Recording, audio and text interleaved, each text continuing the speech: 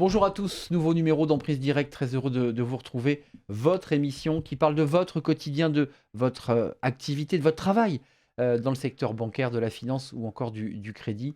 À mes côtés, Frédéric Guyonnet. Bonjour Frédéric. Bonjour Arnaud. Ravi de vous retrouver. Vous êtes le président du SNB, le syndicat national de la banque, le premier syndicat du secteur bancaire. Et on va parler du green banking, c'est-à-dire des responsabilités, de la responsabilité sociétale des entreprises. On l'appelle la RSE, on en parle beaucoup. La problématique environnementale est vraiment importante, au cœur de toutes les préoccupations, au-delà même du secteur bancaire. Justement, quel est le rôle des banques sur ce sujet déterminant et fondamental pour la survie de notre planète? Alors, on a deux niveaux d'implication pour le secteur bancaire. Premièrement, parce qu'on est une entreprise à part entière, avec des locaux, de l'immobilier, des salariés, donc il faut en tenir compte. Et puis, on finance des entreprises, et donc là aussi, il faut qu'on soit peut-être plus regardant, hein, que ce soit des clients professionnels et particuliers, sur ce qu'ils font en termes de financement. Oui, donc il y a aussi il y a un double enjeu, hein. Il y a la matière concrète, les murs, le papier, et puis il y a aussi la question financière. Ça, c'est un sujet très important. Concernant le premier point, Frédéric, vous l'évoquiez, euh, il y a des points de vigilance pour les banques? Oui, ben, alors là, pareil, hein, comme toutes les entreprises, du moment où on a des locaux, il faut bien entendu que tout ce qui concerne notre immobilier, il faut faire attention au bilan thermique des points de vente, par exemple, hein, et des sites centraux. Il faut qu'on recycle le papier, puisqu'on est un gros producteur de papier, mais grâce à la dématérialisation, on arrive, au-delà du recyclage du papier, à émettre beaucoup moins de papier. On essaye aussi de mettre beaucoup de panneaux photovoltaïques sur notamment les sites centraux. Ben oui. On plante des arbres, on a un peu de terrain. Et puis concernant les salariés, ben, il faut mettre en évidence le fait que, ben, vu le maillage du territoire que nous avons et le nombre d'agences que l'on a, lorsqu'un salarié souhaite travailler à côté de chez lui parce qu'il a une agence à côté de chez lui, ben, peut-être qu'il faut peut-être lui éviter de faire 1 heure de trajet pour aller dans une autre agence. Voilà, il y a ce genre de choses qu'il faut qu'on regarde de plus près. Mais il n'y a rien de concret sur ce sujet d'ailleurs, hein. Enfin, tout ça est, je dirais, au gré et au desiderata des réseaux. On est d'accord, hein. Il n'y a pas de règles qui fixent tout cela, hein. Alors, il peut y avoir des règles dans des accords de mobilité, par exemple, dans ce genre de choses. C'est des sujets qu'on négocie aussi avec les directions en tant que le SNB, on est le premier syndicat du secteur bancaire, donc on est impliqué, hein, sur toutes ces recherches Oui, mais c'est de... important de vous entendre parce que Ah oui. c'est important aussi d'aiguillonner les banques. Concernant le financement des clients, ça c'est un sujet très important. Les banques font attention quand même.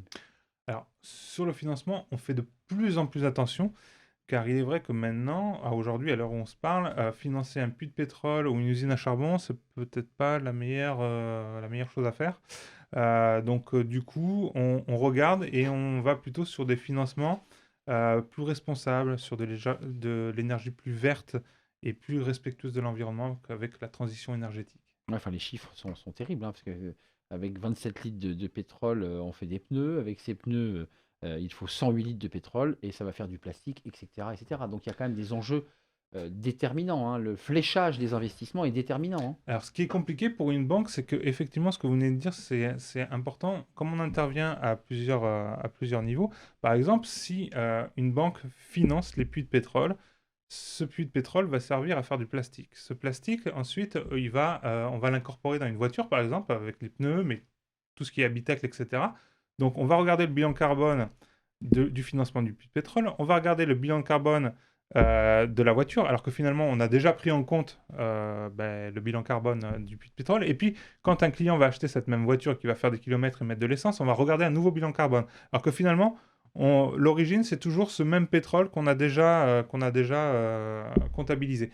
Donc, il faut regarder en fait toute la vie du produit et voir C'est comment on pourrait améliorer les choses. ouais, c'est le sujet fondamental, évidemment. Qu'est-ce que font les banques justement pour travailler sur ce sujet? C'est compliqué. Alors c'est compliqué, le sujet a été bien pris en charge. Il existe aujourd'hui une commission Oui. climat à la Fédération bancaire française, qui est aujourd'hui présidée par Laurent Mignon, le président du directoire du groupe BPCE. Depuis 2015 et la signature des accords de Paris, les banques françaises ont transformé leur modèle d'affaires pour s'aligner le plus rapidement possible sur les objectifs climatiques fixés par cet accord.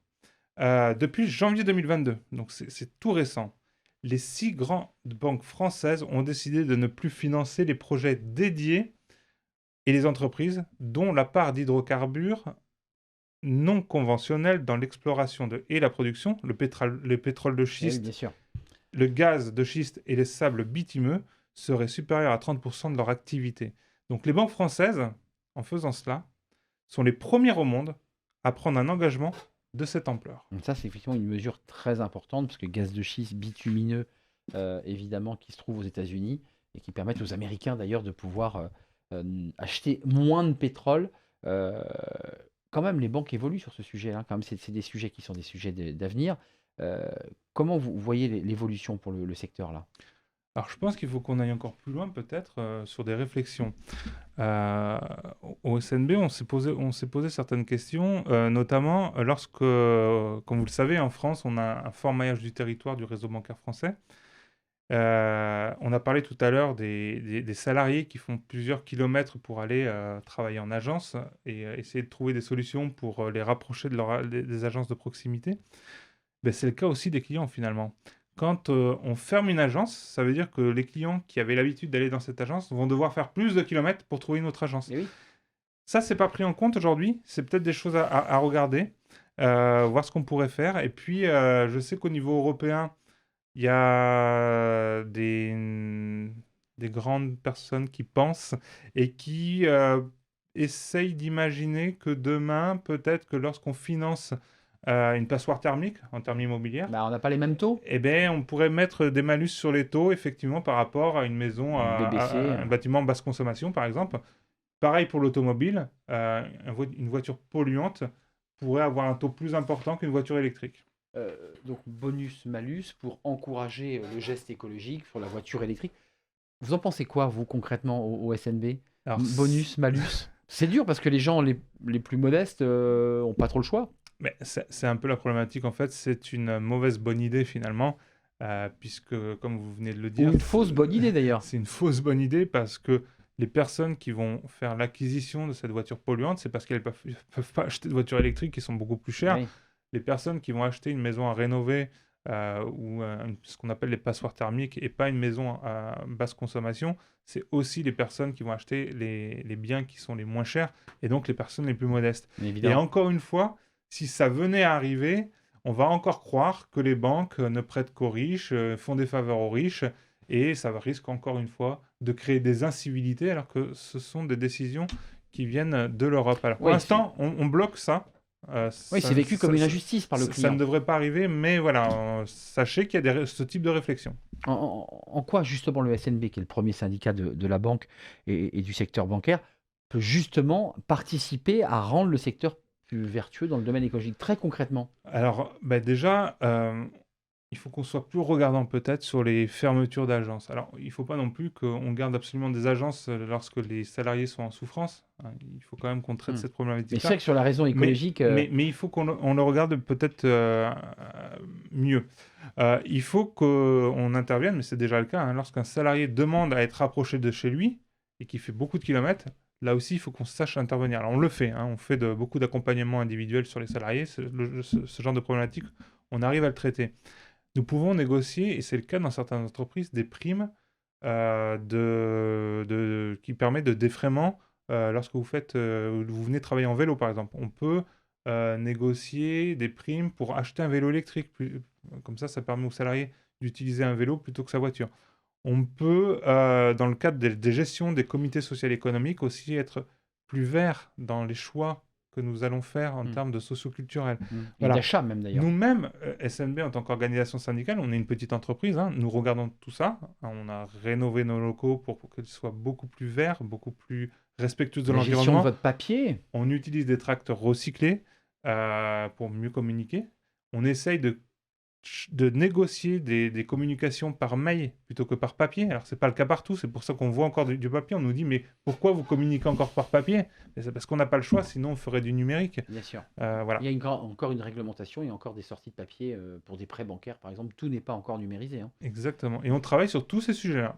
Merci Frédéric, c'est un sujet évidemment déterminant, essentiel. Merci d'avoir répondu à toutes mes questions. Merci à vous. Merci pour votre fidélité, évidemment, à cette émission en prise directe, qui parle de votre quotidien, de la réalité finalement de ce monde en pleine évolution. Merci Frédéric Guenet, Merci président beaucoup. du SNB. Et puis n'hésitez pas à nous faire partager vos réactions sur tous les réseaux sociaux, bien entendu. Je vous dis à très bientôt. Bye bye. À bientôt, au revoir.